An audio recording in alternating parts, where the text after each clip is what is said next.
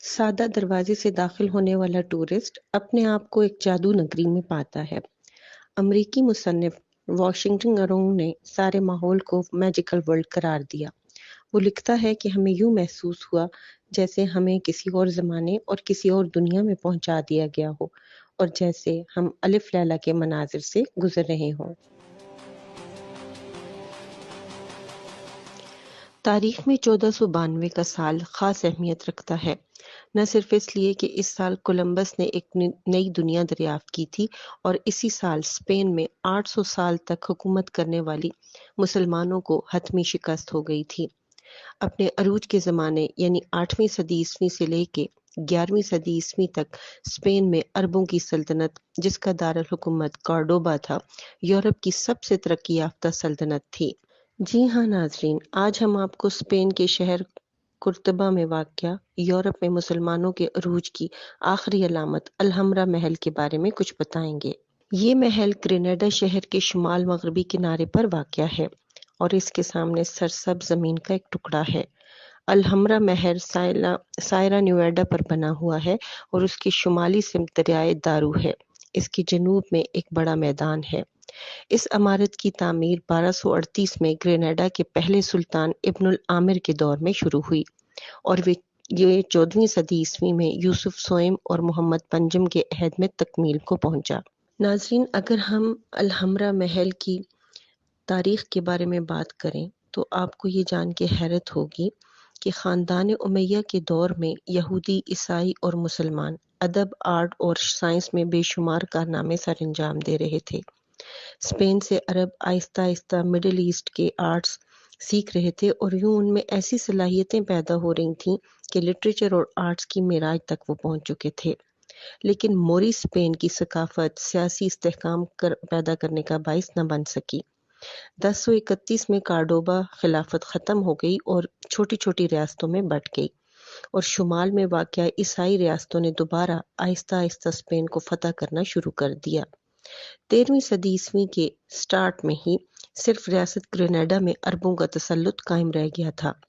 یہاں پر مسلمانوں نے مزید 2.5 صدی تک حکومت کی، اور یہاں تک کہ 1492 میں گرینیڈا کے آخری سلطان بایدل کو رومن کیتھولک فرمانرواؤں فرڈینینڈ اور آئزابیلا کے سامنے ہتھیار ڈالنے پر مجبور کر دیا گیا، اور یوں گرینیڈا ہمیشہ کے لیے الحمرا محل سمیت عیسائیوں کی تسلط میں چلا گیا۔ اگر اس کے فن تعمیر کے بارے میں بات کی جائے تو باہر سے الحمرا کی دیواریں اور ستون سادہ مگر باوقار ہیں۔ اس کے تمام فن تعمیر کا حسن اور آرائش اندرونی حصوں میں نظر آتی ہے۔ دیواروں سے بنا اس کا احاطہ 3 حصوں میں تقسیم ہے۔ مغرب میں القذابہ کا مضبوط حصار ہے، درمیان میں الحمرا ہے جہاں سلطان اور اس کی بیگمات رہا کرتی تھیں، اور مشرق میں شاہی شہر تھا جس کی اب کوئی چیز باقی نہیں رہی۔ اس کمپلیکس میں اندر داخل ہونے کا راستہ شمالی دیوار میں گھوڑے کی نال کی شکل کا ایک بہت بڑا سا گیٹ ہے۔ یہ انصاف کا دروازہ کہلاتا ہے۔ اس دروازے کے اوپر ایک کھلا ہوا ہاتھ بنا ہوا ہے جس کی 5 انگلیاں اسلام کے 5 بنیادی ارکان یعنی توحید، نماز، روزے، زکوٰۃ اور حج کو ظاہر کرتی ہیں۔ انصاف کے دروازے سے گزر کر آپ یہ راستہ ایک کھلے میدان میں پائیں گے جہاں پر چٹانوں کو کاٹ کے بہت بڑے بڑے حوض بنائے گئے ہیں۔ ان حوضوں میں بارش کا پانی جمع کیا جاتا تھا اور پھر اسی پانی کو استعمال کیا جاتا تھا۔ سادہ دروازے سے داخل ہونے والا ٹورسٹ سیاح اپنے آپ کو ایک جادو نگری میں پاتا ہے۔ امریکی مصنف واشنگٹن ارونگ نے اس سارے ماحول کو میجیکل ورلڈ قرار دیا۔ وہ لکھتا ہے کہ ہمیں یوں محسوس ہوا جیسے ہمیں کسی اور زمانے اور کسی اور دنیا میں پہنچا دیا گیا ہو، اور جیسے ہم الف لیلا کے مناظر سے گزر رہے ہوں۔ یہ راستہ ایک بہت بڑے صحن کی طرف کھلتا ہے جو مہندی کا صحن کہلاتا ہے۔ اس صحن کے درمیان میں ایک بہت بڑا تالاب ہے جس کے ارد گرد مہندی کے پودوں کی قطاریں ہیں۔ ناظرین، اس محل کے جنوب مشرق میں ایک صحن ہے، اور یہ صحن سنگ مرمر کے 100 ستونوں سے بنایا گیا ہے جس کو شیروں کا صحن کہتے ہیں۔ ان ستونوں کی بڑی دلکش انداز میں آرائش بھی کی گئی ہے۔ صحن کے درمیان میں ایک فوارہ ہے جو پتھر کے بنے 12 شیروں کی پشت پہ بنایا گیا ہے۔ الحمرا کے دیگر کمروں میں ملکہ کا ڈریسنگ روم، شاہی غسل خانے، دو بہنوں کا ہال اور بادشاہوں کا ہال ہے۔ پھر یہاں گارڈن آف ڈریس کا بھی موجود ہے، جہاں سمر ہاؤس موجود ہے۔ اس کا ایک کمرہ رازوں کا ہال کہلاتا ہے۔ اس کی وجہ یہ ہے کہ اس کمرے کے ایک کونے میں اگر سرگوشی میں بھی بات کی جائے تو دوسرے سرے پر اسے بہت آسانی سے سنا جا سکتا ہے۔ اپنے فن تعمیر کی خوبصورتی کے لحاظ سے الحمرا ایک بے مثال محل ہے۔ اس میں آرائش کے 3 بنیادی اصولوں کو سامنے رکھا گیا ہے۔ استرکاری کر کے نقش و نگار بنانے کا ایک ایسا سٹائل موزیک ٹائلز ہیں۔